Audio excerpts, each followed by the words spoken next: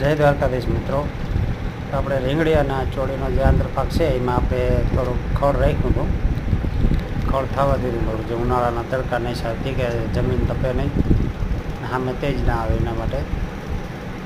તો હવે આપણે એમાં પહેલાં દાંતી હાંકી છે અને હવે આપણે એમાં અત્યારે મોરપગા હાંકી છે. આમાં તમે જોઈ શકો છો. હવે આ દાંતીને મોરપગ હાલી જાય એટલે કમ્પ્લીટ આપણે નિંદામણ બધું નીકળી જાય. ખડ થાય તો મિત્રો બીવાનું નથી. આવી રીતે આપણે જો વચ્ચેના 3 દાંતીના દાઢા કાઢી અને ત્રણ આ બાજુ હાંકી લેવાના,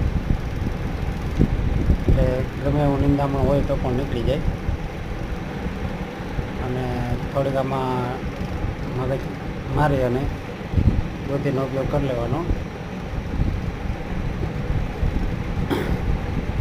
આપણે તો ગમે જુગાડ કરી શકીએ.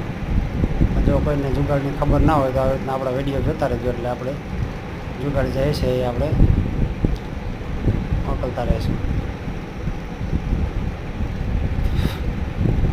બાકી મિત્રો એક સાથે 2-3 પાક ભેગા કરવાના.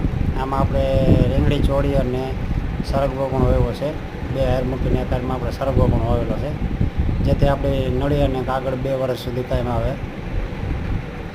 એ કોઈ જાતથી ડરવાનું નહીં, કોઈ જાતથી બીવાનું નહીં. મગજ થોડોક કામ કરે તો આ વ્યવસ્થિત ઉપયોગ કરી અને કરી લેવાનો. આપણે તો ડાયરેક્ટ 50 વીઘાનું આ બધું બકાલાનું ને મલ્ચિંગ ને ટપકને ચાલુ કર્યું છે.